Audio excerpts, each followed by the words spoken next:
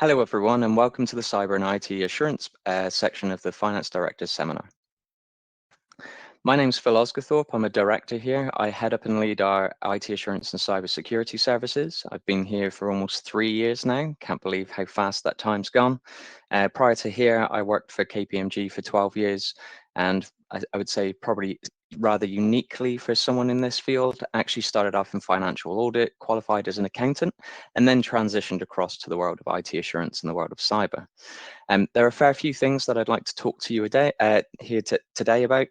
You can see those on the slide right there. And so moving on, or starting with the dynamic cyber landscape. Now, how can I grab your attention? Well, if we think of global cybercrime and the cost of global cybercrime and the estimated costs for 2024, and we look at that as a measurement of GDP, global cybercrime is effectively the third largest country in the world. Now, that's absolutely astounding when you think numbers 1 and 2 are the US and China, and then third is global cybercrime. If we look at predicted costs of global cybercrime for 2025, that's pretty much the aggregated GDP value of countries 3, 4, and 5, which are Germany, Japan, and India. We're not talking small countries. Hopefully, I've grabbed your attention. So moving on to that evolving landscape and looking at what's particular and poignant for yourselves to take away. Well, we're seeing ransomware evolve. And what we mean by that is previously you had ransomware where a malicious actor would gain control of your systems, lock you out of those systems, and then effectively request some money or payment before you can gain access to your systems again. We as companies got wise to that, so we made sure that we had safe, secure backups elsewhere that we could restore from. So if that situation were to occur, we can back up from those systems and restore those systems, and we can carry on our business as usual. Well, the malicious actors didn't like that. So what they've also realized now is that the data held within your systems are a commodity. They can sell that. So what they do is they gain hold of your systems, they scrape that data, and then they request a payment to say, please pay us, otherwise we're going to release your data on the dark web. Now, actually, your data, you may not realize it, but that has a lot of value to it, especially if there's personal information. Well, then that links to GDPR, and possibly you might have the ICO coming after you. But ultimately, there's a lot of information there that's of value to them. And if we look at the sort of third largest telecoms company in the world, AT&T, they recently paid $400,000 to not have their data released by some cyber gang. Up to you whether you decide whether they actually release that data, even though they also received the payment. I'm not sure ethics is top of their agenda.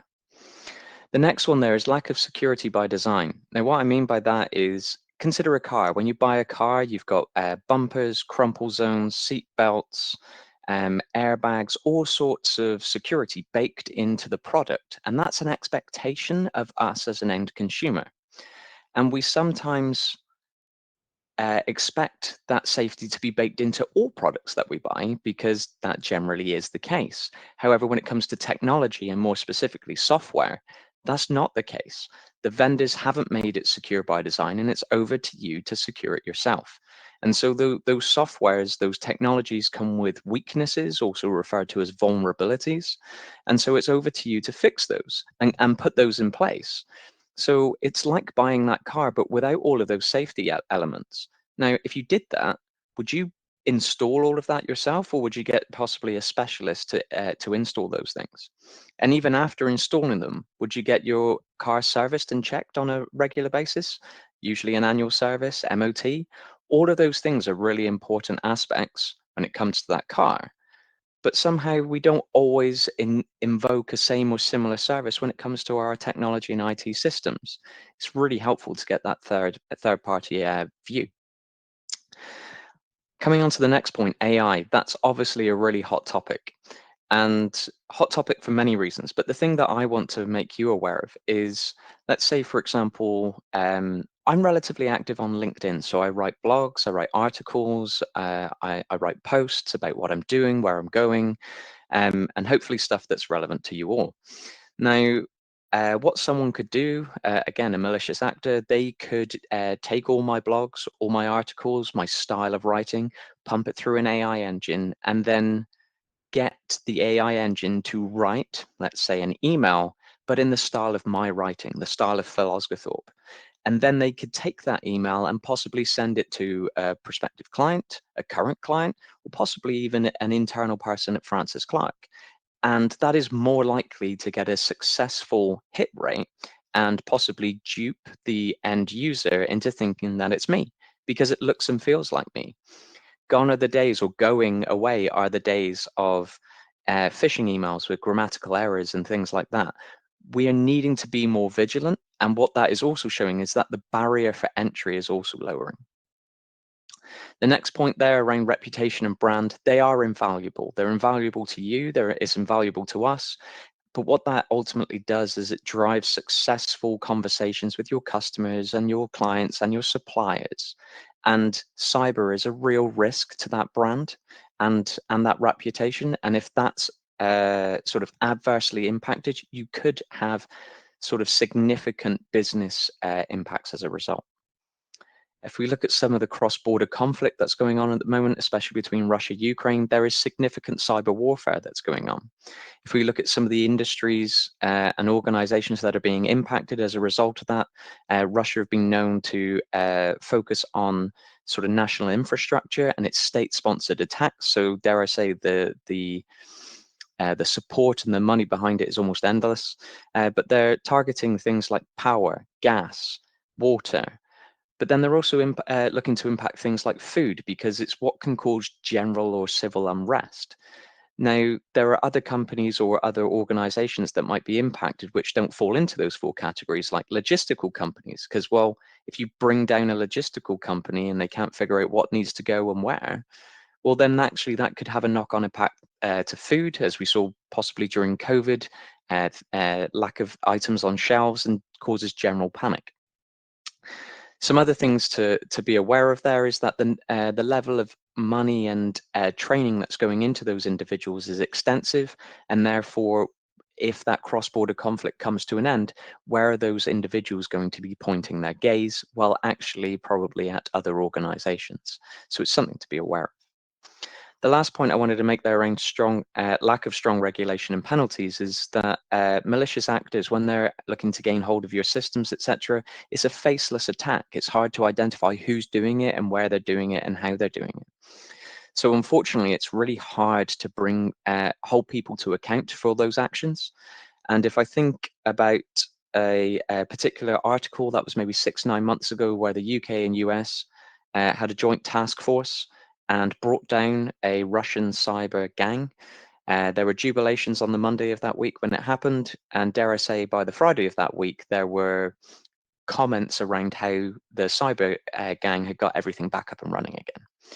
I would say, think of it a bit like a hydra where you chop one head off and two come up in its place. It's a really, really tricky thing to regulate and to manage. Now, steering away from all that doom and gloom, what I'm trying to point towards in the rest of this presentation is how you can be proactive and manage some of those risks for your business. If we look at Cyber Essentials, there was an impact evaluation that was performed very recently by the government to see how effective this piece of or this standard and this certification process was and is. And what we can see is that Cyber Essentials has been in place now for 10 years. When it first came in, the government used it as a mechanism to say, anyone that we are doing business with, we want to make sure that if you're handling our data, that you have a baseline level of security.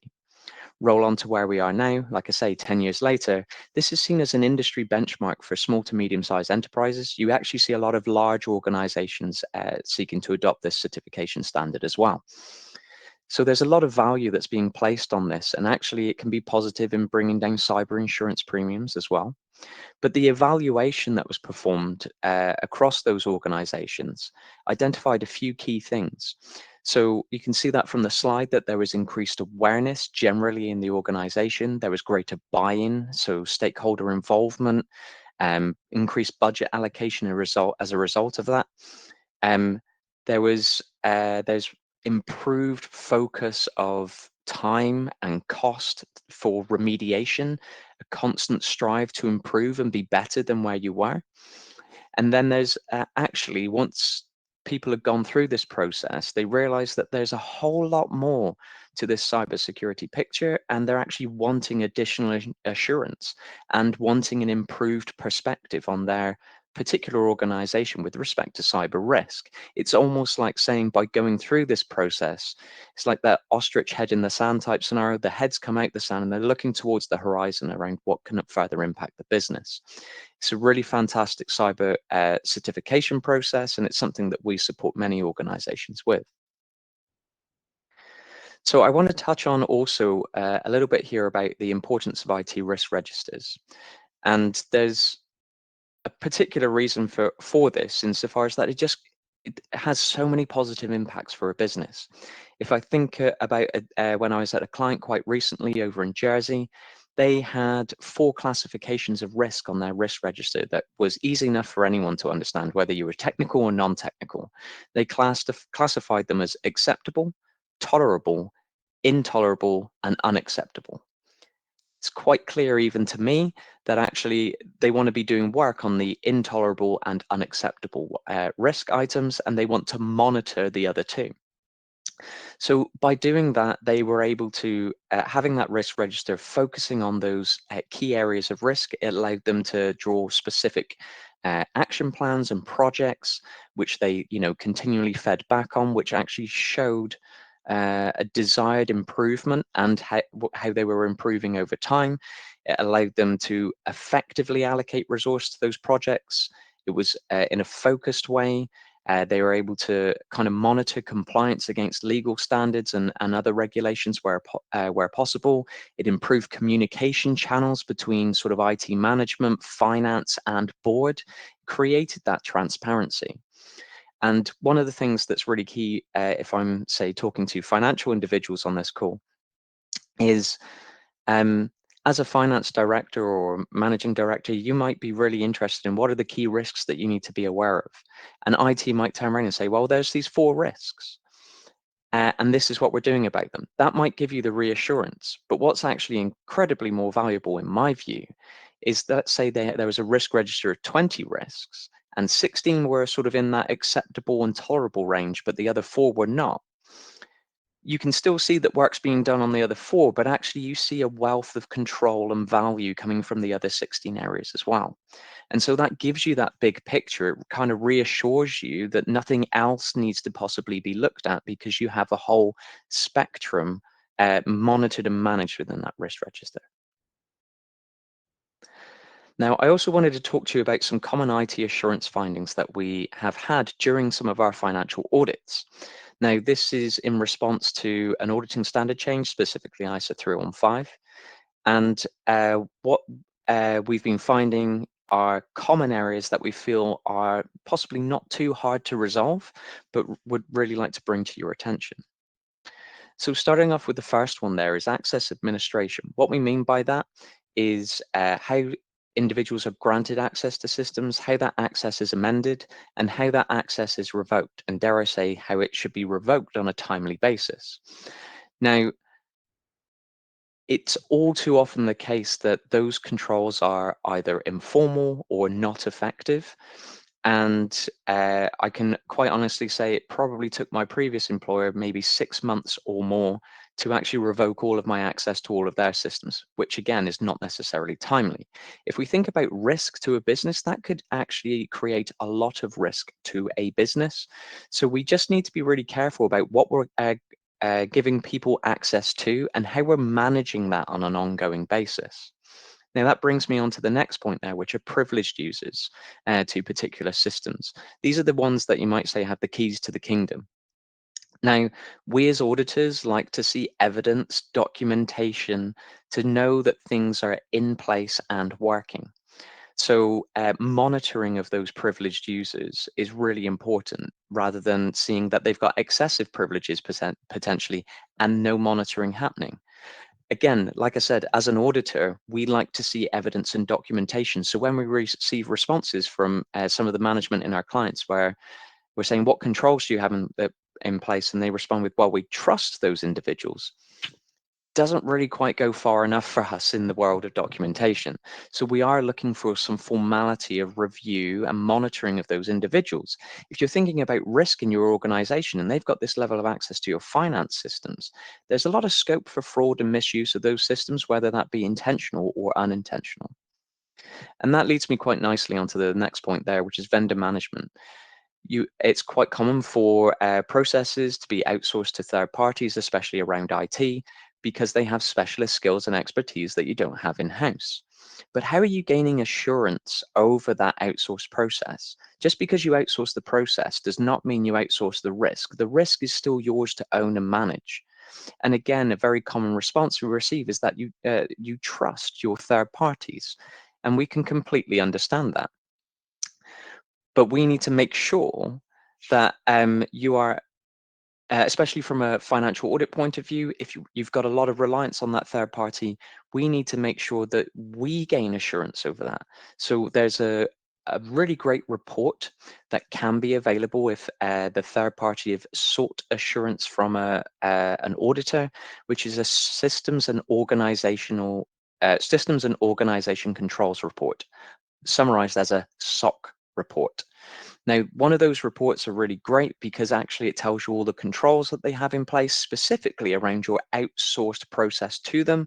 So not only does that give us reassurance on what they're doing, it also gives you reassurance as management. If they don't have that kind of process or that formal audit in place, it's thinking about other ways that you might be able to get that assurance. And then that all impacts that last point on the slide there, which is the financial reporting impact. We have to think about all these things when it comes to your financial audit. And therefore, if those are not well controlled processes, that impacts our risk assessment and might indicate that we need to do more work. More work usually requires more time, usually incurs more cost. So it's just trying to think wisely about those things. Now, I really want to come on to a piece of exciting work that we did recently with a client, and it was some cyber due diligence work. So, as part of a corporate transaction, and the work we did is on the left-hand side of the slide, and our key findings, obviously, on the right-hand side of the slide there. Now, we were engaged by the buyer to do this work over the target because the buyer wanted some reassurance around the level of formality and technical controls in place around cyber risk. So I'm just going to talk through a little bit about that. We did a Cyber Essentials readiness assessment. Now, Cyber Essentials, the standard, focuses on technical controls in place to protect from internet-facing threats. A really important kind of suite of controls and things to consider. Unfortunately, the client didn't score very highly on this. We then had assessed them against the cyber assurance standard. Now, cyber assurance looks at the softer side of cybersecurity: people, policy, procedure, formality of cybersecurity in the organization. And again, they didn't score very highly on that. So this already indicated areas where the buyer would probably want the target to focus on, especially within the first 12 months of the acquisition process. Now, we performed a web application scan. This is a scan of the client's websites to check, see how they were running, how robust they were, see if there are any weaknesses or vulnerabilities. And what we did identify was actually their websites were not well supported. And given that they weren't well supported, that meant that actually if a third party, a malicious actor, wanted to bring those sites down, they could, and probably quite easily. Now, the big impact this had for this conversation with the buyer is that actually the work we were doing over the target, over 90% of their revenue streams come through their website. So if that were to be brought down, that has a significant business and operational and financial impact. So this was a really key and important finding. Now, we also did external and internal vulnerability scans, which means we were able to scan for weaknesses across their network and firewalls, but then also internally across their desktops, laptops, and servers. Again, that showed quite a lot of information, and dare I say, if you were thinking of a red, amber, green type rating, it lit up like a Christmas tree and primarily red and amber items. The last thing I wanted to mention there is on credential compromise. So we were able to obtain work email addresses from the client, and we were able to assess whether their information had been, or credentials had been linked online. What we identified was about 30% of those credentials had been linked online, which meant passwords and email addresses. So we promptly informed the client they might like to change those. But interestingly, also some personal information of individuals have been leaked as well, which were date of birth and personal address. It's quite scary to think that how much information can be out there and can be obtained. Now, the last thing I want to point out is on the slide there, the impacted earnout structure. So as a result of this work, we identified a whole host of remedial work that needed to be performed. Now, if you have an earnout structure to a particular transaction, say it's maybe 5 times EBITDA, now this additional work that needs to be performed gets incorporated into that EBITDA calculation. So if, say, arbitrarily this was £10,000 worth of work that needed to be performed, that's going to reduce the earnout process by 10,000. If you apply a multiple to that, so say it was a 5 times EBITDA, that actually has a 50 grand impact. So actually the buyer were very happy because actually that would reduce the amount that needs to be paid. And dare I say, this process paid for itself and more.